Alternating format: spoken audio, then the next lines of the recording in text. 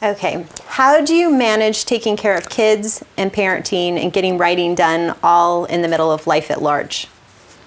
You have the youngest kids, so we're going to start with you. Nap time. That's how I do it. And my mom watches the girls 1 day a week on Tuesday, so I have a couple of hours where I also have to get groceries and clean the minivan and all that fun stuff too. But I get to sit for a few hours and write uninterrupted, so that's nice. And yeah, it's kind of hit or miss, like just finding bits and pieces to fill it in the day, and write a little bit when my daughter gets home, and then just wrap it up. I started writing when I was pregnant with my first child, and it's like they just kind of grew up with the writing, and I had a big military desk. So the baby would be in the cradlette behind the typewriter. It was a typewriter at that time. That's how long I've been writing. And then the next one would be sleeping in the bottom drawer of the military desk, and then I'd have a playpen behind me.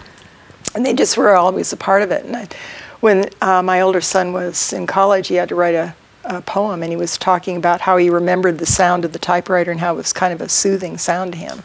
Oh. So I think the problem for me was when they went off to school, then I didn't have the noise factor. No. So then I had to turn on the TV or the radio or something to have that sound, because there was something about that helped me focus.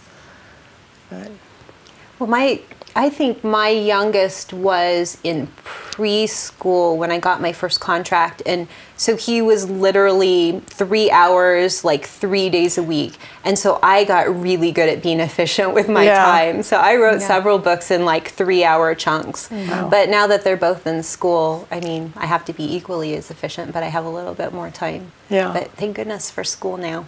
Yeah. I don't know how my homeschool friends do it and write at the same time. They're amazing, because I don't know that I could do all that.